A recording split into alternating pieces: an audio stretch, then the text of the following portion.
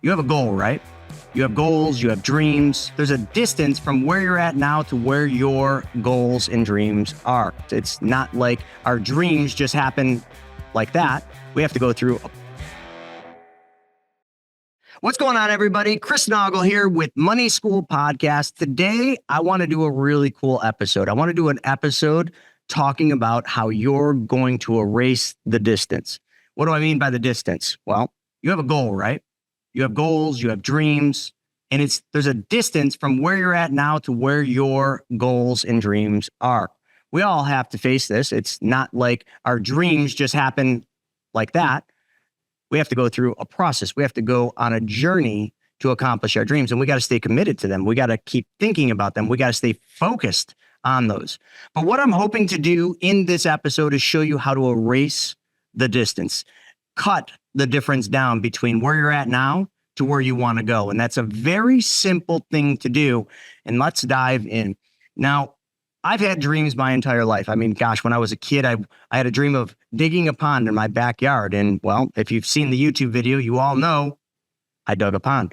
I spent all summer long digging a pond. Now, I must tell you that there were many times while I was pursuing that dream of having my own pond where I could go and fish without having to get, in a parent's car and go somewhere or walk up the street to go fishing at that pond. I could just walk out of the house, drop my line in the water and start fishing. That was the dream. But that dream was met with lots of obstacles. At first, when I started digging, I hit bedrock. We lived right on the fault line, so it was all bedrock. I had to learn. I had to understand why digging a pond when you live on bedrock is a really difficult thing. But I also had to learn where the best place was to dig that pond. You know how I did that? Well, I asked a mentor. You know who that mentor was? Mom.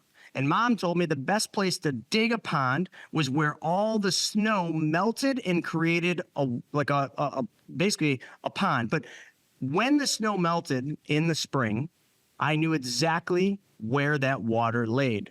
It was a low spot in the far back left of our property, which was about an acre long lot, an acre deep lot. That is where I started digging.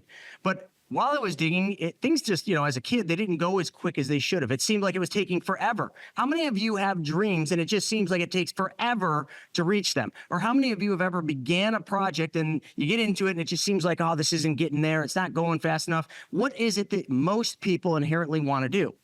Abandon that goal, abandon that dream because it's too hard. It's taking too long. There's too many obstacles to hit that. Well, I hit all of the obstacles from tree roots to rocks to all sorts of problems. I didn't stop. And at the end of that summer, I had a giant hole and all I needed to do now, even though I dug the pond, I had to wait for all the snow to melt to fill that pond. And then even when I had that come spring, when all the snow melted, I went back there in so much excitement. I'll never forget how excited I was for that warm up that spring. And I ran back there in my rain boots and lo and behold, there it was glistening in the sun, the pond that I had dug the last summer. But now that pond had no fish in it. So now what I had to do is I had to go up, catch the fish in the pond up the street, bring them back in a bucket and put them in my pond. And I spent days and days and hours with my line in that pond to catch nothing. At the end of the day, the pond was the dream. I wanted it to go fishing. That was a complete failure. You see, the pond eventually dried up when summer came, and the fish that I put in there, well, they were probably lunch for some hungry critters out in the woods. Why did I start with a story like this, a silly story? Because that was a dream then. Then it was a dream of becoming a pro snowboarder. Then it was a dream of having my own clothing line. And then it was a dream of turning that clothing line into a chain of skateboard, snowboard shops. You see, my whole life has been one journey of dream after dream, goal after goal.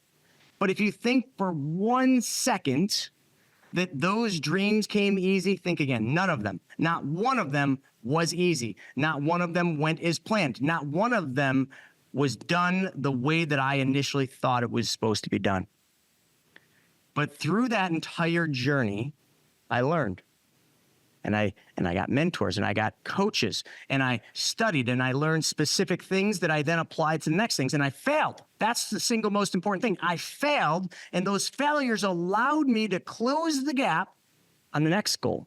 Because you see, in life, it's called wisdom. As we go through life, as we go on our journey to accomplishing our goals and dreams and our failures, we learn. And we force ourselves to learn the things we need. You see, my college was very different than most of you watching this. I went to college when I had started my clothing line called Fat Clothing Company. So while I was in college, unlike everybody else that was there for one reason or the other, I was already a business owner. I was already operating and running a business. So the only thing I wanted out of college wasn't a degree. I wanted the knowledge of how to operate a business. I wanted the knowledge of business law. I wanted the knowledge of economics. I wanted the knowledge of business math. So when I went to college and I picked my curriculum, the only thing I was pissed off about is the fact that they made me take bowling. Bowling had nothing to do with my goals, nothing. But I was forced to take that because it was part of the required curriculum. So I learned how to bowl.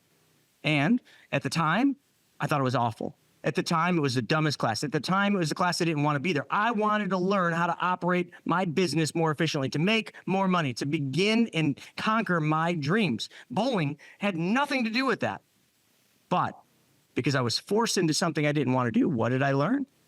I learned how to bowl, which still to today, I'm not a good bowler, but I can go to a bowling alley and I can throw a ball probably pretty well. What am I getting at? Well, since the topic of this podcast is erase the distance, my main goal in this is to teach you how to shorten the time from where you're at now to what your dream is and what your goal is. To erase some of that time that I had to spend by sharing my experience. So here's the first piece of advice. And I know this is going to sound weird. Hopefully some of you have done this. And let me just give you a book to read. It's called Napoleon Hill's Think and Grow Rich. And then when you read that, Earl Nightingale, just listen to all of his stuff on YouTube. But let's start with Think and Grow Rich. Think and Grow Rich, it's a pretty amazing book. If you haven't read it now, you need to read it. And if you've already read it again, and then read it again. It's all about a universal secret. And all that secret is basically if we can dream it and we believe it, we can achieve it. I know you're all like, oh, that foo-foo stuff, but hold on a second. Listen, like I'm living proof that is a universal secret that works. I'm literally living proof. So why did I start with this? I started with this because first and foremost, if you're going to accomplish anything in life, any dream or any goal, you must first know what it is you want to accomplish. You must visualize it. You must be able to see it so freaking clear that you can draw it, that you can sleep and have dreams about this. You see, that pond, that clothing line, that store, becoming a pro snowboarder, all these things, I dreamt about them. I visualized them so intently for so long that literally the only thing that could happen is I accomplished that goal. Yes, did I fail? Of course I did. Did things go super smooth? Not even close. Did I have to fight battles and obstacles on every single one of them goals? You're darn right I did. And every single time I learned. But you see, it all started with the vision of what I wanted to accomplish and who I wanted to be. How I did this, and this will work for some and maybe not as well for others, is every single thing that I ever wanted, I drew out. If you watch any of my stuff, I got 2 whiteboards in the studio. I draw everything. I write it out. I visualize things, and then I articulate how to put them in the proper order. That is step number 1. So step number 1, visualize and get your dreams concrete. Write them down. Draw them out. But you see, don't stop there. Just like you'll learn and think and grow rich, you got to do this every single day. You can't ever stop focusing on what it is you want to accomplish. Now, here's where it gets complicated. Life throws a lot of things at you. As you're visualizing your goal, let's just pick on pro snowboarder, right? As I was visualizing that I wanted to be a pro snowboarder, first, I had to get good enough, which meant I needed to practice, which meant I needed a place to go to practice, which I didn't have the money to go to the resort. Plus, it was an hour away. So I went to a country club that was built in a ravine. And in that ravine, where they put sand traps on either side of that ravine, I built jumps out of that sand trap. So first, I visualized who I wanted to be. I wanted to be a pro snowboarder.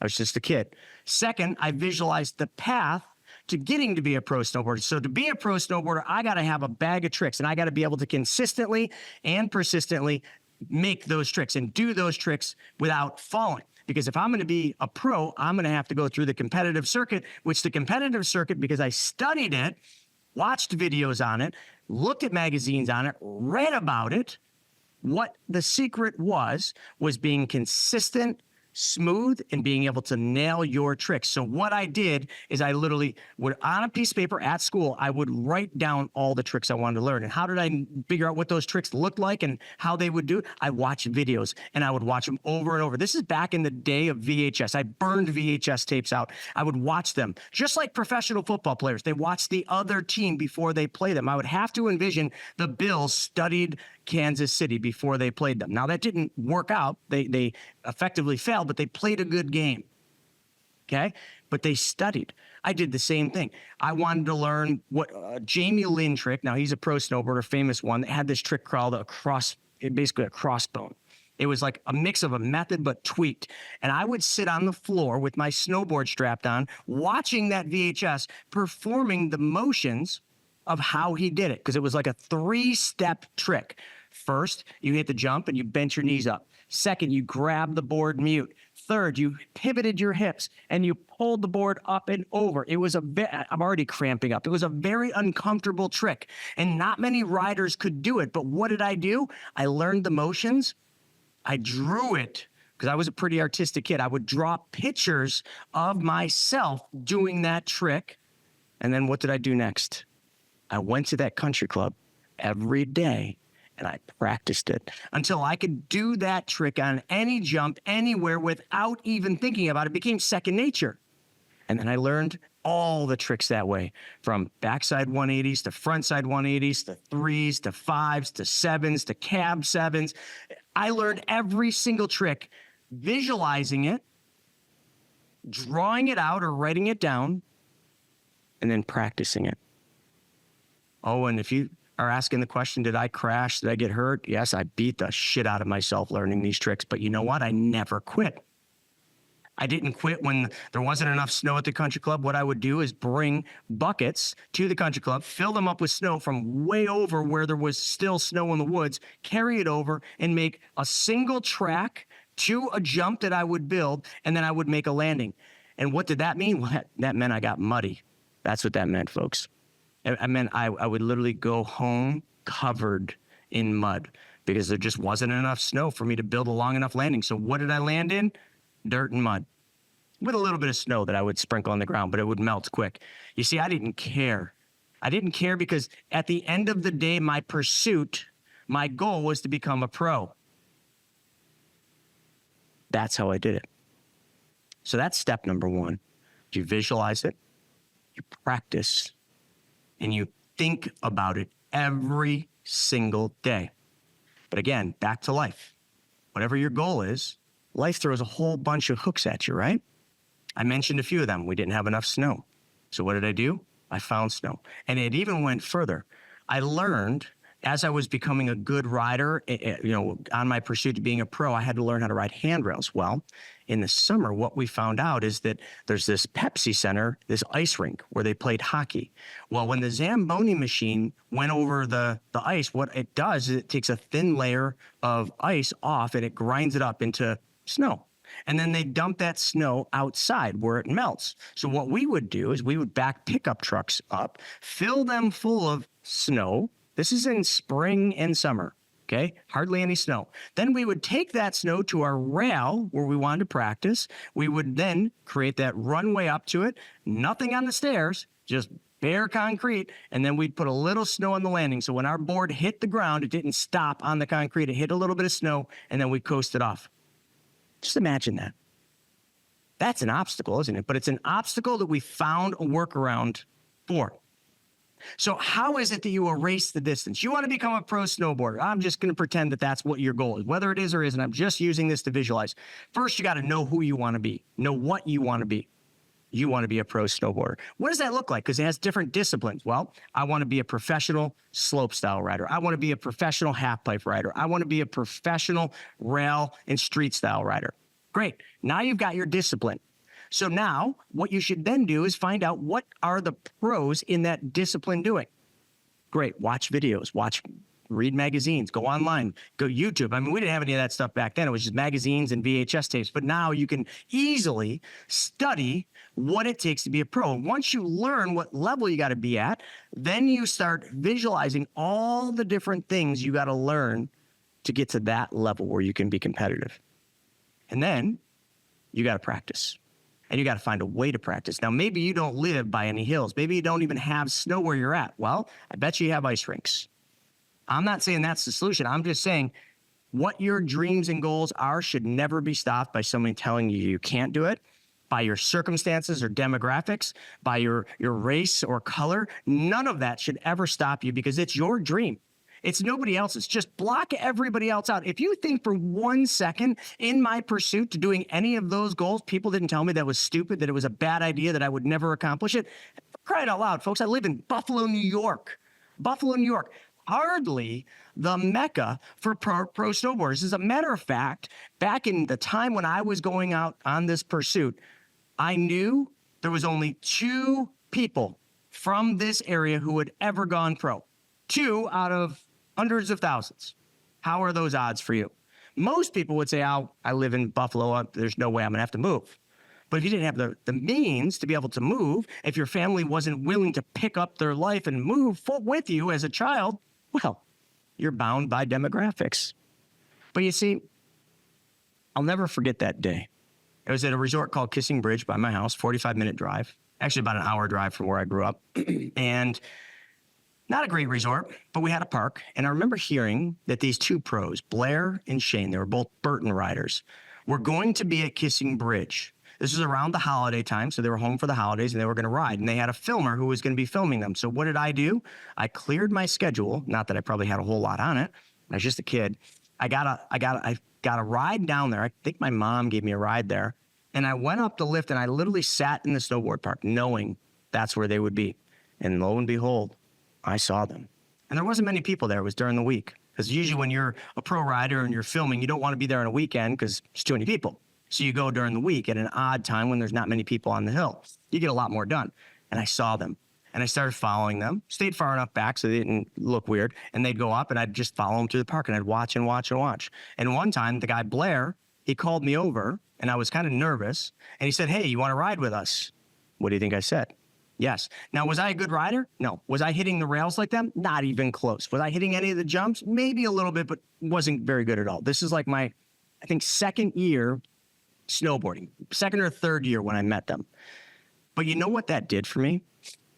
It let me know that my dream was possible. And sometimes we need that. Sometimes we need to know that somebody else has accomplished what it is we want to do. So that's the first step. Now we're going to go faster because now what we got to do is we got to erase the distance. Once you've got that first step, which is the hardest one, what we now need to do is we need to think about that same thing every single day. Now, there's going to be distractions, there's going to be work, there's going to be kids, there's going to be all sorts of things that are going to come at you. And it's going to seem like you just can't devote time, but you don't need to devote a lot of time. You need to devote focused time. So step number 2 is you need to focus and gain clarity on what your goal is. And you need to do this. I know you're going to think I'm crazy, but you need to do this every single day.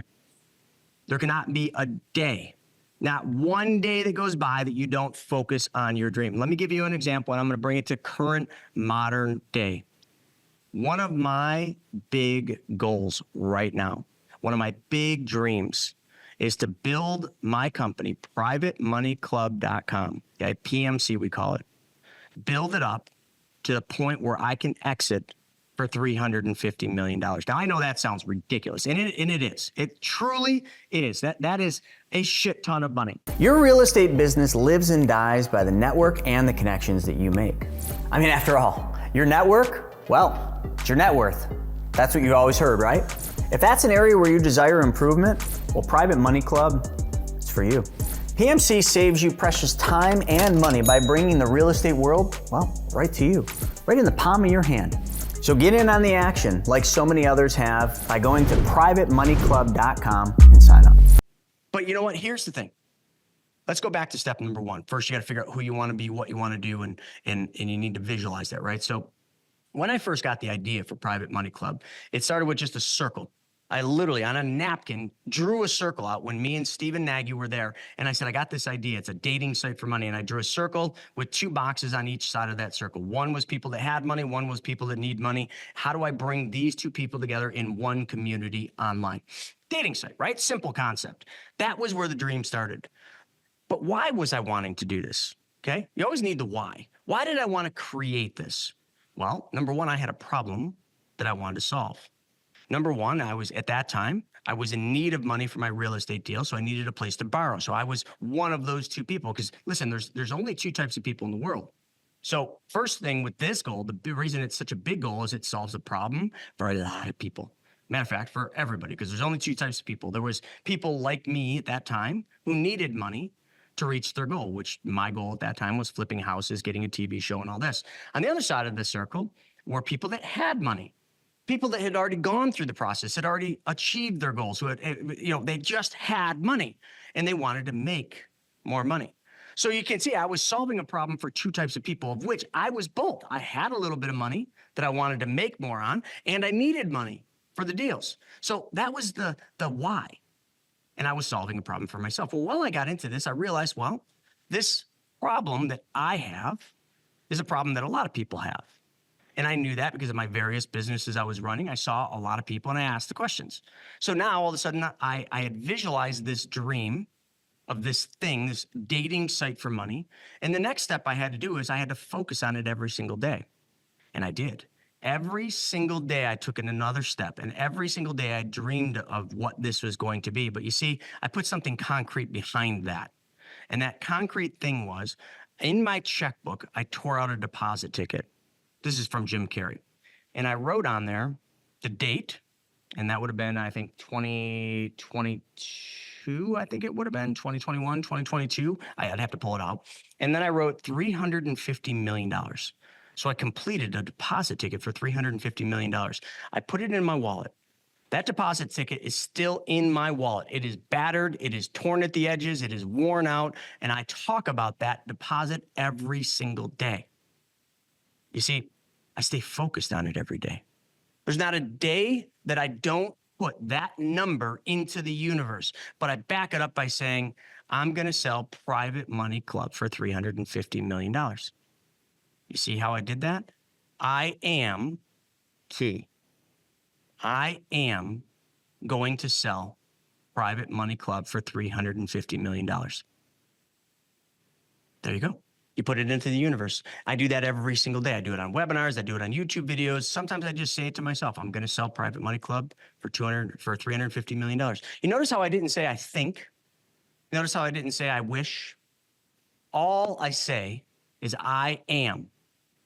That is it. I am, and then the rest. So fill in the blanks with what it is that you want. What do you want to do? So that's step number 2. Focus on your goal and put it into the universe every single day. So what we're doing now is we are shortening that distance. We are erasing time that it will take for you to get to your goal. Because if all you did in your life is focus on one thing at a time, just imagine that. What if you devoted almost all of your energy, your mental thought process to one thing? How long would it take for that one thing to materialize? Well, it's different for all different things, but probably not all that long if we could focus all of our time on one thing. Most of us, as we get into being adults and having kids and getting married, that time is very compressed. There's not as much of it available. We don't have that time to focus on just our goals. We have to focus on our kids and our wife and our job and everything else. But when we were kids, we indeed could dream and focus on one thing every single day, which I did often. And when I did that as a kid, those dreams happened faster. They just did. They didn't take years and years like they do today. They happened relatively quick because it was the only thing I focused on. The only thing. Today, I got multiple companies, I've got a family, I've got all sorts of things that take my time, but there's not a day that I forget to go through these exercises. So because, or I shouldn't say because, but if you can focus on your goal and put more time into that focus, you will shorten the distance. You will collapse time. It's almost like a time machine. The second thing is, we're moving through this, so I'm trying to give you steps. So the third step is resources. This is always the thing that stops most people. They get this dream, but that dream comes attached with the resources that are needed for that dream. And people put the resources as the primary in front of the dream, okay? So if you focus on the resources first, you're never going to accomplish your dream. If you focus on your dream first, the resources, for some reason, I can't fully articulate or explain this one, the resources will appear at exactly the right time and pretty much exactly the right amount. No more, no less. Now, I know this is weird, but for some of you, maybe you've gone through this. But too many of us, myself included, we get into something and all of a sudden we start focusing, oh my God, I'm going to need all this money. I'm going to need all this money. So now what you've done is you've transitioned your focus to the wrong thing, the resources that are needed to accomplish the goal. So now what is your focus on? The resources. You've taken the focus off the prize. The prize is the goal. The prize is the private money club, the pond, the snowboarding. But I focus on the resources. So now if you focus on the resources, that's going to direct your focus over there. So what are you going to do? You're going to work longer. You're going to go out and do side hustles. You're going to go out there and try to, put loan application in after loan application. All those take time away from your initial goal. So I'm not saying don't focus on the resources because that is necessary. But I'm saying if you just stay focused on the goal, if you do that every single day, the resources have to find you. You have to come to an intersection where you're going to basically find a way where the resources meet the goal. Now, here's how it's happened for me. Now, I'm not going to say this is going to work for every one of you, but I can only give you my own perception perspective of this. So if you're focused on your goal every single day, I'm going to build Private Money Club up. It's going to serve the largest group of people, which is everybody. People that need money and people that have money are going to come together. I'm going to create the first of its kind, a dating site for money. I'm going to do this.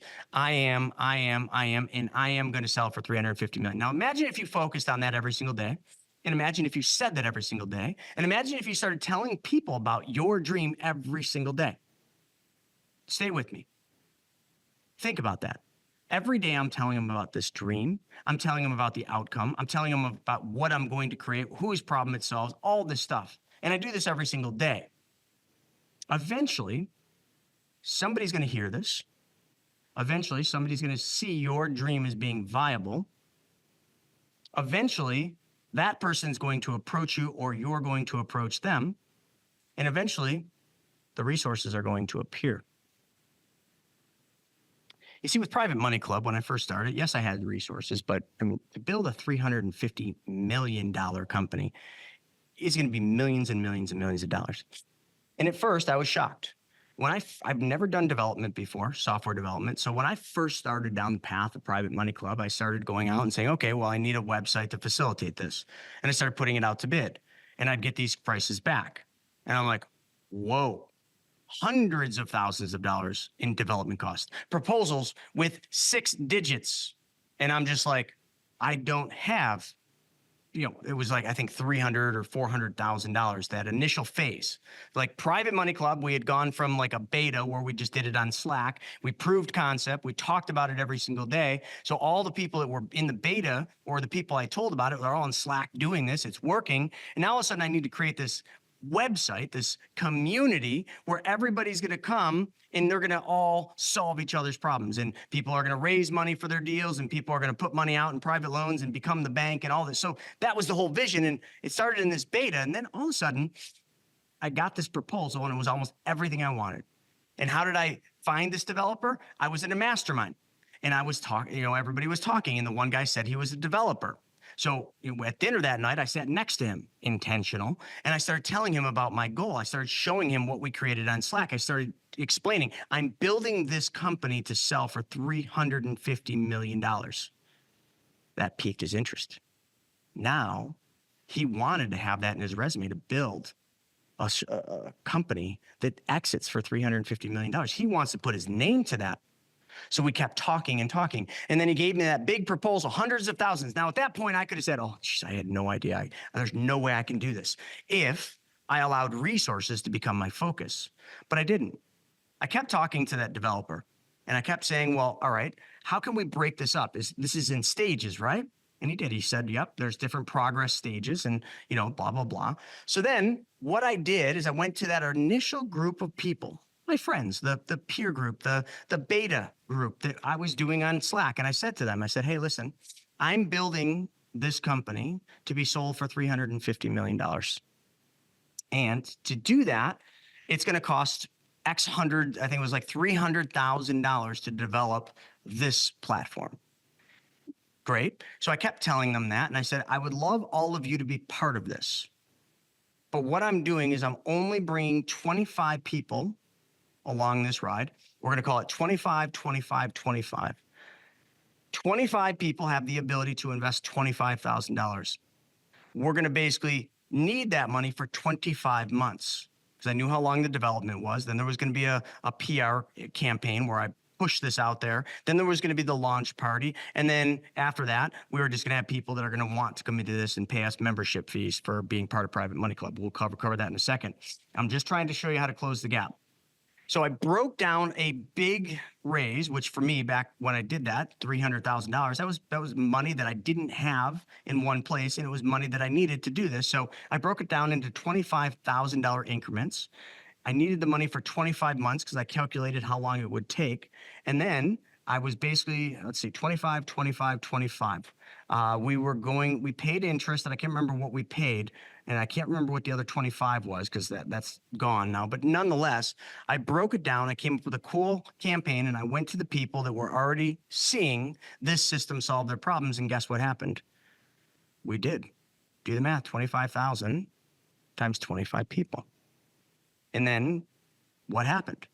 The software got developed. It was a chaotic mess. At launch day, the software had just gotten finished the night before, and it was literally it was just like going out in Florida at night. It was just bugs. On the big launch, which we had spent probably $100,000 in advertising to launch this product to the market, to the world, and all of a sudden, nothing worked. That almost was the end. But you see, I didn't want that to be the end. So every day I told everyone, including myself, I put it into the universe. I am going to sell this for $350 million. I am going to do this. I am going to do that. We got through those bugs. We got through that hard. It wasn't as good of a launch. And then we had more problems. We got problems with legal in different states and different restrictions. So we had to put those restrictions into the software. See, somehow we got so ahead of ourselves in developing it and get so excited about building it that we forgot to go to legal and say, hey, what are the things we can't do? Oh, we can't do this in 16 states. Whoa. And they were big states. So we had to work that around. That could have been, some people would have just stopped right there, but I didn't. I kept focused on the goal. Every day, I am going to sell this company for $350 million. We got through that legal issue. We got through the regulatory. We figured it out. We navigated it. Lots of changes. Lots of things didn't work. We weren't selling as many memberships, but then we realized, wow, the model has to change. Maybe it's all about free memberships. Just let people in for free. Facebook and Instagram don't charge, do they? No, but they got people in there, but those companies are worth billions of dollars. Why? Data, and they figured it out. So we figured it out. You see, now, Private Money Club is a success. Private Money Club is building. We got some amazing, amazing things happening in 2025 for that company. Revolutionary things that we're developing, things that we're adding to it, things that I couldn't have even dreamt in the beginning, but I stayed focused on the goal, sell for $350 million. And then I just keep adding. And I kept looking at other companies. Well, that company sold for $100 million. What did they build? Why did it sell for $100 million? Okay, this company sold for $1 billion. What did they do? Wow, Private Money Club could be bigger than that. Copy. what other people did to build companies that sold for 350 million or more. You see, just like back with the snowboarding, I watched videos and looked at magazines. I visualized it. I studied it. I drew it down. I wrote it down. Now I do the same thing. Every day I'm looking at new websites that are similar to us. What did they do? How did they do it? Could we do something similar? Is that something that fits within Private Money Club in this community? And is that necessary to build this company to be sold for $350 million? See, my focus has not changed in 3 years. Hasn't changed at all. It has stayed the same. And I talk about it every single day. And yes, I've had lots of people, including private equity companies, tell me that you're never going to be able to sell this company for $350 million, which is the best criticism I could ever get. And that was about a couple months ago that I heard that, because that meant that I needed to do something different. So I studied more and I found out, oh, that's why he said that. The enterprise value. What do we need to build? Well, we need to build technology that's unique, IP that's unique, AI that is unique to what we're doing. And I need to do this within the confines of what the problem that we solve is, which is bring people with money together with people that need money. Simple solution. But how do we do that better than anyone else in the world? And how do we do it with something that's proprietary and unique? Stay focused. Always repeat what it is you're doing and don't listen to anybody else. So all these different things that I'm talking about allow you to erase the distance. And I'm going to go into the final thing. In your journey, this is the toughest thing. Whatever your dream or goal is, the one thing you must do if you're going to erase the distance, if you're going to condense time, is you need to, unfortunately, stop listening to the people that care about you. I know this is tough. And this isn't going to apply to every person that cares about you. But usually, the people closest to you are always the ones looking out for you the most. And they're the ones that are going to be quick to tell you that, can't you just be happy? Can't you just be satisfied? Why do you have to take on all this risk? Why do you have to work so much? Can't you just be normal? You're going to have to listen to all that. And here is the best advice I can give you to erase the distance. Stop listening to them. If it's your wife or your kids, be careful about that. Act like you're listening, but then just forget it. And just pursue your dream. Because here's the thing. They will shit talk it. They will tell you how stupid it is. They will tell you it's a dumb idea. They will tell you how, they'll tell you everything. But the day you accomplish your goal, they will be sitting there and being like, oh, I knew you were going to make it. Oh my God, I knew you'd do this. I knew you'd pull it off. Wow, I'm so happy for you. Bullshit. You were the one that fought me the whole time. You were the one that told me this wouldn't work. You were the one that always said my dreams were shit. Until the dream actually comes to life. Everybody told me that I couldn't be a pro snowboarder, but when I was, they were so proud of me, so happy for me. Wow. Some of them admired it and wished they would have done it. When I built the companies that I built and when I did the different things that I did, so many people fought me and said, oh, that's a dumb idea. That business is never going to make it. That's too new. This, that, and the other thing. That's too much risk. And then all of a sudden, when I accomplished it and when it was successful, they were all right there lining up saying how proud they were. My dad, oh my God, I can't believe how successful you are and how proud you are. But you, Dad, you were the one that told me I should just go get a job at the factory. You were the one that told me my idea was dumb and that I was going to lose everything. But look at you now.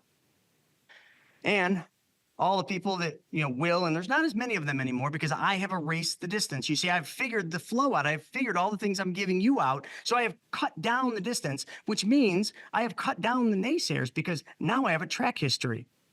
So they can all say that it's a dumb idea. Private Money Club, all that's silly. And I'm not going to go into the people that have naysayed or kind of said that Private Money Club isn't going to be sold for $350 million. And there's lots of them. And even the ones that don't say it, they're all thinking it. There's no way he's going to build this company to sell for $350 million. Why does he say that every single day? Why is he always saying he's going to sell this company for $350 million? That's never going to happen. That's a lot of freaking money. Like, do you really think that's going to happen? I don't think. I am going to sell Private Money Club for $350 million. And when I do, all the naysayers, all the people that said that it took too much time, that was too hard, that never happened, blah, blah, blah, blah, blah, I know what's going to happen already. Because I have erased the distance. They're going to line up. They're going to congratulate me. They're going to want to be my best bud. They're going to want to take part in that because now they're going to try to benefit from that. And some will succeed and some will not. You see, $350 million is a lot of money. So when I do, which I will, sell Private Money Club for $350 million, chances are I'm going to donate most of it because I just don't need $350 million to live a life that I want. But when I get $350 million, I'll rewrite the book. I'll rewrite the goals. I won't just stop. I'm not going to just sail off into the sunset. That's not who I am. I like to create. I like to be a visionary. I like to dream up the next idea and the next idea, and I love to pursue them. But you see, every single time I've done this, now I'm 47, I've done this a lot in my life. Some of you listening to this, maybe you're 16, like I was when I started Fat Clothing. Maybe you're 14, I doubt it, but maybe you are, and you're trying to pursue your professional sport. Maybe you're middle age and you're trying to become an entrepreneur. Listen, like I can answer for all those things, but I'm just telling you this. The time to have all of these goals happen in the beginning took a long time. And that time has been erased and condensed and shortened. And that's what I'm talking about when I say erase the distance. Erase the distance. And the only way to do that is follow these proven steps. So go back and go to the beginning of this. Step 1, step 2. And I went down some rabbit holes. Step 3. And now here we are. When you accomplish your goal, when you accomplish your dream, just realize the next one awaits. And that will be the case forever. Don't ever stop pursuing your dreams. Don't ever stop trying to challenge yourself. And don't ever stop saying, I am going to do. Because when you stop, when you're content, when you no longer pursue your dream, well, I can't answer what happens next. I've seen a lot of people die. I've seen a lot of people go on into retirement with this goal of just, sitting back and just enjoying and sailing off into the sunset. Then they're dead. I truly do believe that we are here for a purpose. And when we no longer have a purpose, it's our time to go because we don't have a purpose here. So just always have a purpose that's bigger than yourself. And to do that, always focus on solving someone else's problem. You see, back to that 350 million. Notice how many times I've said this? Holy cow, the universe is going to get sick of me saying it today. When I have $350 million, let's just say I gave most of it away to charitable giving. I put it into my foundation. That would be for tax reasons and that. But then from my foundation, I'm mandated to either invest that money in the foundation to grow it or to give it away. But now that becomes my focus. And giving becomes my primary objective every day in my life. I sit there and I'm focused on helping more people. How many more people can I serve? How many more people can my foundation help? What can we do to do that better? How can I grow this money so that I have more to give? And here's the universal understanding and the universal law that you must obey to. And you've already heard this so many times in your life, but yet you still aren't participating. If you give, you get. They call it the boomerang effect. They call it lots of different things. If you give, you get. So if I were to give $300 million away to different charities, to my purpose, to my passion at that time, the universe will give back. And you'll have to rinse and repeat. But the second you stop giving, the universe stops giving back. I know this sounds foo-foo, woo-woo, whatever you want to call it. But I promise you, I guarantee you, I'll put it in writing that is the truth. Not just for me, for every single human being alive. And probably for animals too, but I can't confirm that. So in your pursuit to your dreams, make sure you're giving. If you don't have money, give your time. Give your time with a smile. Help a lady across the street. Help carry bags out for somebody. Let them get off the plane first. Do simple things. And then when you do have money and resources, then give resources, but give it with a smile. Give it with a purpose. Because the worst thing that can happen is, well, what I used to do. And this is what I'm going to wrap on. Because this is definitely one of the biggest things that everybody has to do, that is the hardest thing to do. See, back when I had nothing, I would always say, when I have this, I will give that. How many of you can relate? When I have this, when I have $1,000, I'll give $50. When I have $10,000, I'll give 1,000. When you're always thinking in the future that doesn't exist. When I should be erased from your vocabulary. Because the only time that matters is now. The only thing we can control is the present moment. The past is gone. The future isn't here. So don't live in the future. Don't live in the past. Live in the now. And find a way to make a difference by giving. And like I said, if you have nothing to give your time, give a smile, give a hug. And the universe must give back. But do it with purpose. Folks, I hope you've enjoyed this episode of this podcast, which I am coining the phrase, erase the difference. With that being said, thanks for joining me. Check me out on YouTube, all my other videos. Make sure you subscribe. Click that little bell up top. I always say smash that bell. But with that being said, we will see you on the next episode of the Money School Podcast. Until then, I am is the word. See you then.